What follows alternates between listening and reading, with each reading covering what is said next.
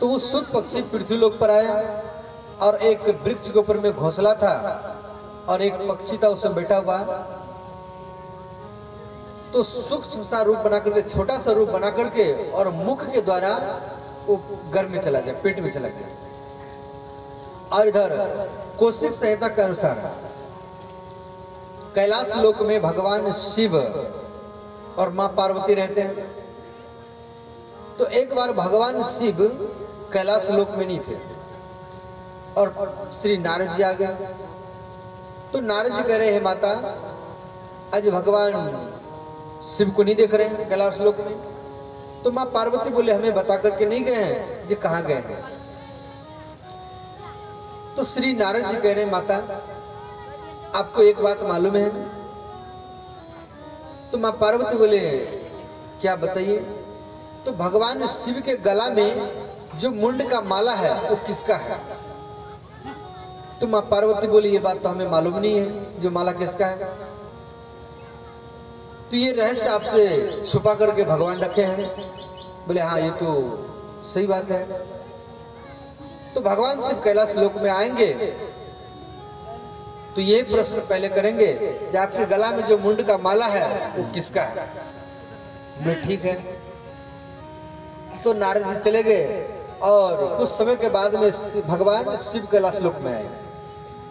तो मां पार्वती भगवान शिव से प्रश्न किए जे हे नाथ, आपके गला में जो मुंड का माला है वो किसका है, हमें बताइए।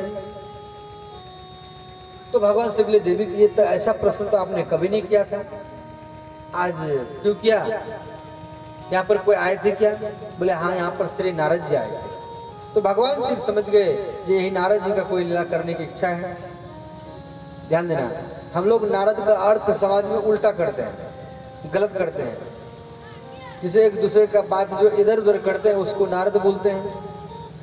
एक दूसरे का निंदा बुराई जो करता है, घर आपस में लड़ाई झगड़ा करवाता है, एक पड़ोसी दूसरे पड़ोसी में लड़ाई करवाता है, उसको नारद बोलते हैं हम लोग। देखो नारद का अर्थ है नारद ज्ञानम ददाति इति सहा नारद। नारद कौन है, जो आपको भक्ति की ओर ले जाए, समाज को एक कर दे, पति पत्नी को एक कर दे, पड़ोसी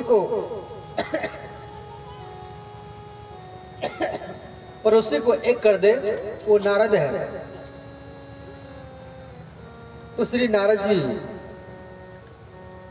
का नाम बताए तो भगवान शिव समझ गए नारद जी को कोई लीला करने की है। तो अंतिम में भगवान शिव कह रहे देवी हमारे गला में जो मुंड का माला है कुछ तो राक्षसों का है और कुछ आपका है। तो मां पार्वती बोले मेरा मुंड का माला आपका गला में कैसे। तो भगवान शिव बोले आपका मृत्यु होता है और मरने के बाद में एक मुंड का माला अपने गले में मैं धारण कर लेता हूं आपके वियोग के कारण। तो मां पार्वती बोली केवल मेरा ही मृत्यु होता है, आपका मृत्यु नहीं होता है। तो भगवान शिव बोले हमारा मृत्यु नहीं होता है, हमारे पास में अमर कथा है, हम अमर कथा को सुन रखे हैं, इसलिए हमारा मृत्यु नहीं होता है। अमर कथा मैंने क्या, जो कथा को सुन लेगा अमर कथा को, वो व्यक्ति अमर हो जाएगा, इसलिए नाम रखा गया अमर कथा।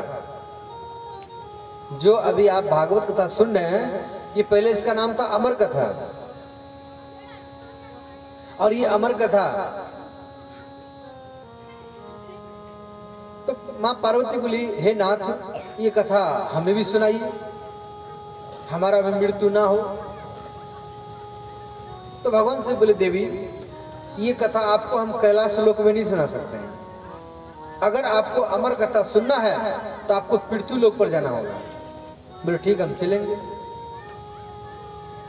तो भगवान शिव मां पार्वती को लेकर के इसी पृथ्वी लोक पर आए, कैलाश लोक से इसी पृथ्वी लोक पर आए।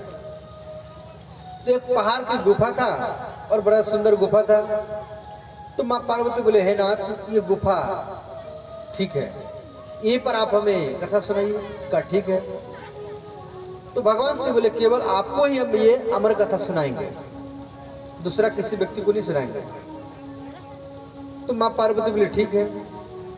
तो उसे जंगल में जितना पशु पक्षी था सबको भगाए